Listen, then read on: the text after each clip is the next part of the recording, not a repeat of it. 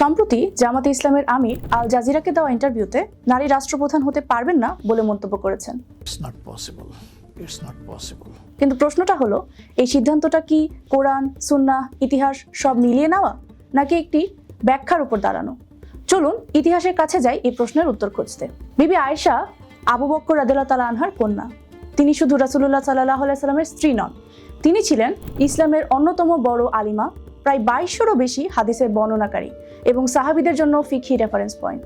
খলিফা উসমান রাদিয়াল্লাহু তাআলা আনহু এর শাহাদাত এর পর যখন মুসলিম সমাজ রাজনৈতিক সংকটে, তখন আয়েশা রাদিয়াল্লাহু তাআলা আনহা নীরব ছিলেন না। তিনি প্রকাশ্যে মত দিয়েছেন, ন্যায় বিচারের দাবি তুলেছেন এবং জামাল যুদ্ধের প্রেক্ষাপটে একটি পক্ষের নৈতিক ও রাজনৈতিক অবস্থানকে নেতৃত্ব দিয়েছেন। তিনি তলোয়ার হাতে যুদ্ধ করেননি, কিন্তু তার রাজনৈতিক উপস্থিতি ছিল।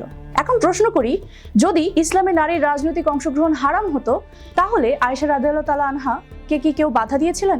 কোন সাহাবী কি বলেছিলেন আপনি রাজনীতি করবেন না? বরং ইতিহাস বলে তার মতামতকে গুরুত্ব দেওয়া হয়েছে। কোরআনে আমরা দেখি সাবার রানী বিলকিসের নেতৃত্বের কথা, যেখানে প্রজ্ঞা, পরামর্শ আর কূটনৈতিক বুদ্ধিমত্তাকে ইতিবাচকভাবে তুলে ধরা হয়েছে। দিল্লি সুলতানাতের সুলতান রাজিয়া সুলতানা, তার নামে খুতবা পড়া হয়েছে, তার নামে মুদ্রা চলেছে। ঝাঁসির রানী লক্ষ্মীবাই, ঔধের রানী বেগম হজরত মহল, ওনারা এমন এক সময়ে ব্রিটিশ অন্যায়ের বিরুদ্ধে যুদ্ধে লড়াই করেছেন যখন অনেক পুরুষ রাজারা ব্রিটিশদের তাবেদারি করে বেড়াতো। ইতিহাসে লেখা আছে ইলামিত্র, প্রীতিলতা ওয়াদেদারদের সাহসিকতা ও নেতৃত্বের গল্পগুলো।